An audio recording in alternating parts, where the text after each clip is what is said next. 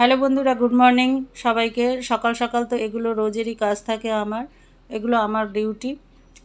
দুয়ারে জল দেওয়া, ঘুম থেকে উঠেই আগে তো এটা সারতে হয়, আর জলের অপেক্ষা করতে হয়। যতক্ষণ না জল আসে ততক্ষণ বসেই থাকি, এছাড়া আর কোনো কাজ নেই আমার। তো আপাতত জল এসছে, এবার বাইরে দুয়ার টুয়ারগুলো ধুয়ে নিই।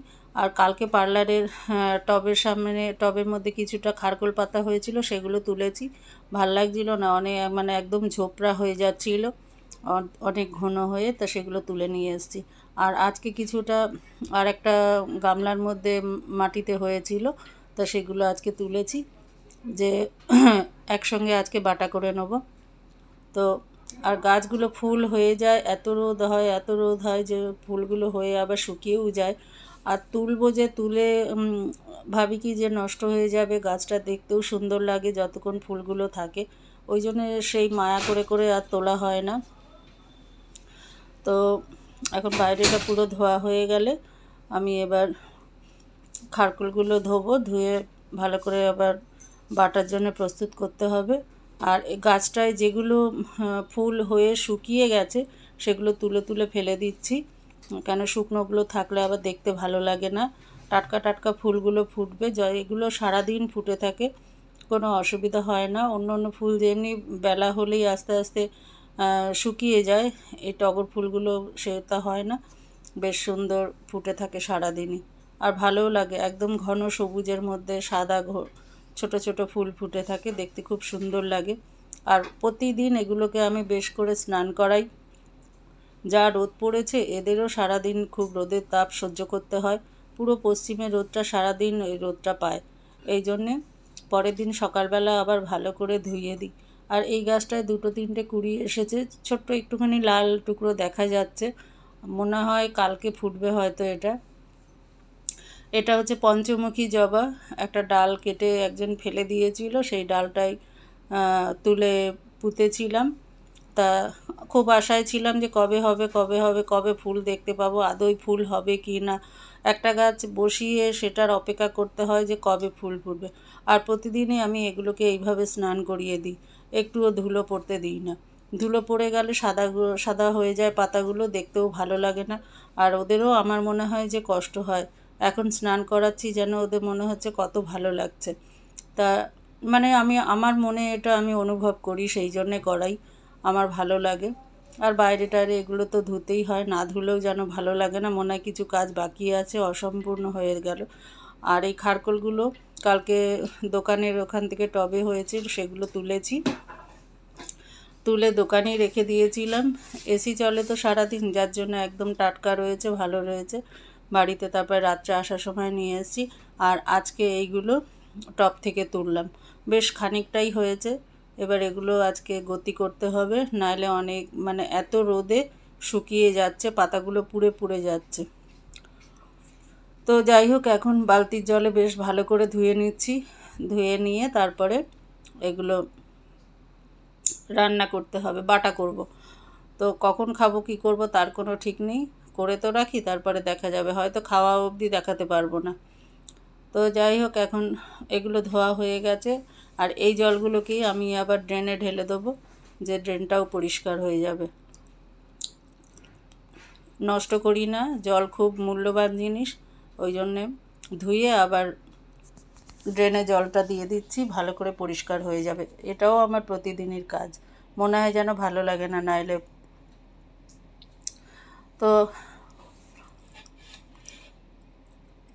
খারকোলগুলো আর একবার ধুয়ে নিই, ধুয়ে না নিলে মানে 3-4 বার করে একটু না ধুলে ভালো লাগবে না। হয়তো যতই নিজের বাড়িতে, এখানে কিন্তু কোনো রাসায়নিক সার নেই, সব নিজে আমাদের যা রান্নার সবজি থাকে, ডিমের খোসা যেগুলো থাকে সেগুলো আমি গুঁড়ো করে দিই, চা পাতা যেগুলো থাকে সেগুলোও জমিয়ে জমিয়ে রাখি, যে একদিন অনেকটা জমা হলে সেটা একটা গাছের গোড়ায় দিয়ে দিই।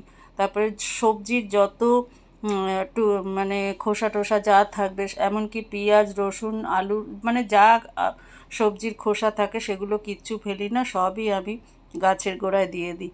আর কিছুদিন পর ওগুলোকে আবার যখন দেখি অনেকটা জমে গেছে, আর একটা গাছ মানে কিছু একটা ভাবে বসিয়ে দিই, কোনো কিছুই নষ্ট করব কেন, মায়া লাগে ওগুলো ফেলতে, ভাবি কি এখানে একটা গাছ দিলে বেশ সুন্দরভাবে হয়ে যাবে। এই করে করে একটা দুটো করতে করতে অনেকগুলো গাছ বেড়ে গেছে, আর ক্রমশ বাড়তেই আছে। এখন চিন্তার বিষয় যে এগুলো এত গাছ হয়ে গেছে, এগুলো কি করব। তো যতক্ষণ আছি ততক্ষণ তো করতে থাকি, তারপরে দেখা যাবে, যা হয় হবে। এখন মা এগুলো কুটতে বসেছে, বেশ করে কুচিয়ে কুটছে। এখন জানি না এত কুচাচ্ছে কেন, বললো কি যে বাড়তে সুবিধা হবে সেই জন্য। তো ভালো করে কুচাচ্ছে, বলে বাড়তে সুবিধা হবে, তো তাই সই। আমি বাড়তে পারবো কি জানি না, ততক্ষণে হয়তো আমি বেরিয়ে যাব। আমি মনে মনে চিন্তা করলাম বাটাবাটি তুমিই করো, আমি বেরিয়ে যাই। তা আমার তো সকালেই স্নান হয়ে গেছে, 6টার সময় স্নান করে পুজো দেওয়া হয়নি, জল আসেনি বলে বাকি কাজ করতে পারছিলাম না। তো এখন এগুলো বেটে বাটার জন্য রেডি করা হচ্ছে। কড়াইতে দিলাম, দিয়ে এবার একটু নুন দিয়ে ভাপাতে দেবো। ভাপানো মানে হালকা একটু সিদ্ধ মতন হবে, ভাপ দিয়ে তারপরে এটাকে আবার বাটতে হবে। তার মধ্যে একটু নুন দিয়ে দিলাম, কিছুটা রসুন ছাড়ানো দিয়ে দিলাম, দিয়ে এবার এটাকে চাপা দিয়ে দেবো।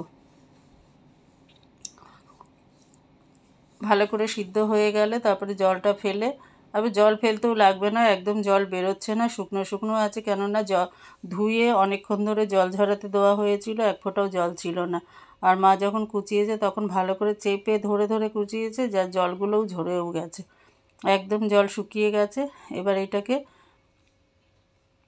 আমি আসার আগে পর্যন্ত অহনার বাটাও হয়ে গেছে, আর এবার আরেকটু কড়াইতে ভালো করে নাড়াচাড়া করে নিতে হবে।